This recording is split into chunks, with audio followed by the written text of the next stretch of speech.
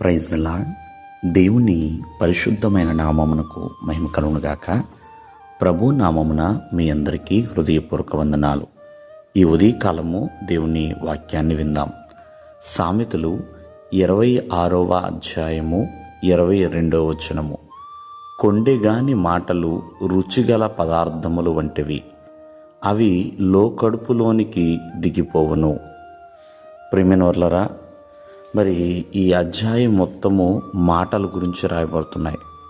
అంటే మూర్ఖుని యొక్క మాటలు ఎలా ఉన్నాయి, కొండిగాని యొక్క మాటలు ఎలా ఉన్నాయి, చెడు హృదయం కలిగిన వాని యొక్క మాటలు ఎలా ఉన్నాయి, ఇలా ప్రియమైన వల్లరా దయగలిగిన మాటలు ఎలా ఉన్నాయని కొన్ని విషయాలు, కొన్ని మాటల గురించి రాయబడుతున్నాయి.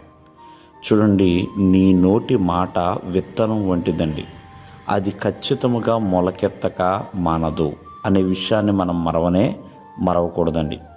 మరి ఎట్లాంటి మాటలు మాట్లాడుతున్నాం? ఆశీర్వాదకరమైన మాటలు మాట్లాడుతున్నామా, లేకపోతే శాపకరమైన మాటలు మాట్లాడుతున్నామా?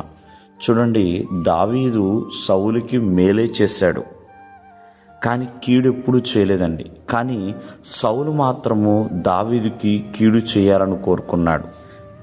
అటువంటి సౌలు విషయంలో మాత్రము దావీదు చాలా ఇష్టముగానే ఉన్నాడు, ప్రేమ కలిగే ఉన్నాడు, సమాధానంగానే మాట్లాడాడు. మరి తనను శపించిన దావీదు మాత్రం ప్రియమైన వల్లరా క్షమించగలిగే మనస్సు కలిగిన వాడు. కాబట్టి మన నోట ఎప్పుడూ ఆశీర్వాదపు మాటలే ఉండాలండి, శాపపు మాటలు ఉండకూడదు. బోయాజు మరి తన పొలంలో పనిచేస్తున్న వారిని కూడా చాలా దీవెనకరమైన మాటలు మాట్లాడేవాడండి. యెహోవా మీకు తోడై ఉండునుగాక, యెహోవా నిన్ను ఆశీర్వదించును అని ఇలా చక్కటి మాటలు మరి బోయాజు తన పొలంలో పనిచేసే వారందరితో కూడా మాట్లాడుతూ ఉండేవాడు.